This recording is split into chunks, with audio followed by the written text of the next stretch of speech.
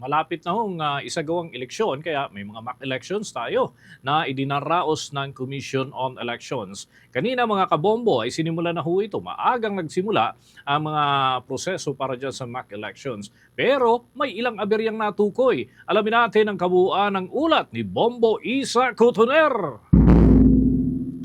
Bombo Dennis, Bombo Ever, itinagawa ngayong araw, Enero 25 ang mock elections sa ilang piling lugar sa bansa, pati na rin sa ibang bansa. Isa sa mga pinagdautan ay sa National Capital Region ay ang Makati High School sa Barangay Poblacion, Makati City. Bago magsimula ang mock elections, may mga smart cards na ginagamit ang mga electoral board members upang ma-activate ang automated counting machines. Kaya naman pasado 7:28 ng umaga ay formal nang sinimula ng mock elections dito. Sa pasimula ang mga naunang sumubok ay karamihan mga senior citizens at mga person with disabilities. Isa na rito si Wilfredo Crisolo Aguilar. Anya sa ilang taon niyang bumuboto, mabilis na naging proseso ng pagboto niya para rito sa mock elections. Kaya naman tiwala siya na magiging maayos ang halalan sa Mayo. Pakinggan natin ang pahayag ni Wilfredo Crisolo Aguilar. Hindi po akong nakakaganap ng ganitong pagte-testing ng pagboto. Ngayon, kaya inihanda ko yung papel ko na kung ano yung binilugan ko ron, isinulat ko.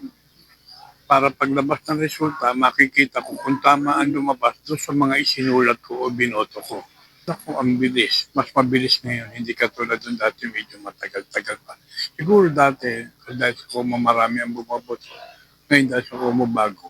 Ang bilis, saglit lang. Segundo lang labas na resulta. Handang-handa na sa tingin ko. Sa gitna ng pagsasagawa ng mock elections, nagkaroon din ng mga konting aberya katulad ng pag-reject sa mga ilang balota. Isa sa mga nakaranas nito ay si Yvette Avilar. Anya, bahagya siyang kinabahan dahil nagulat din siya bakit hindi ito tinanggap ng machine. Kalaunan naman ay tinanggap na rin ito pagkatapos punasan ang loob ng mismong machine. Pakinggan natin ang pahayag ni Yvette Avilar. Ano pa rin, hindi pa rin sure kasi mamaya mismo actual ng election, mangyari yung ganyan. Hindi pa rin natin masisiguro na mabibilang yung binoto ko.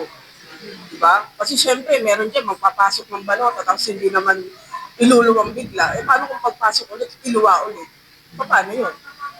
Hindi, sana maayos pa rin kasi iba yung labanan ngayon dito sa Makati. Iba talaga as in, iba. Kaya kailangan patas. Kailangan yung tama talagang botohan. Hindi yung mamaya magkaroon ulit ng aberya o araw mismo ng botohan. Paano naman yung mga umaasa na yung binoto, yun ang mananalo?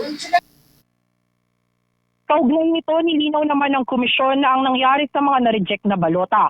Ayon kay COMELEC Commissioner Ernesto Maceda Jr., yung pinakaunang na-reject na balota ay nahirapan sa pag-shade dahil isa siyang person with disability. Kaya naman nagkaroon ng sulat o mga dumi o markings yung mismong balota, lalo't higit doon sa mga security markings ng balota. Kaya talagang ire-reject ito ng machine. At doon sa pangalawa naman, kailangan lang anya mapunasan yung loob ng machine upang tanggapin muli ang balota.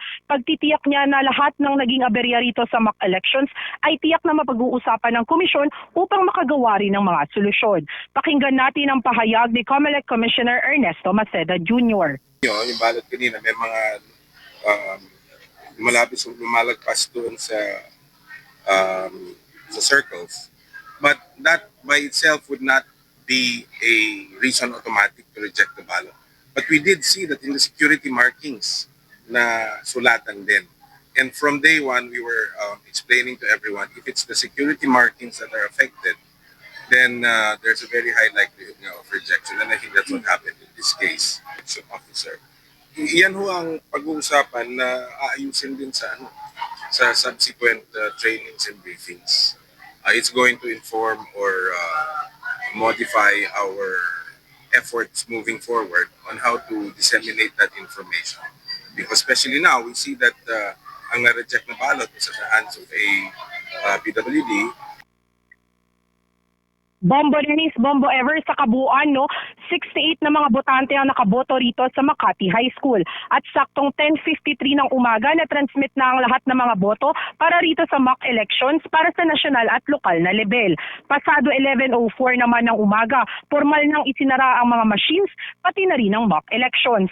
Bombo Dennis, Bombo Ever. Okay, Bombo Isa, papaano ba yung naging tugon ng mga Board of Election inspectors dito sa yung naitalang aberya diyan sa kanilang ginawa?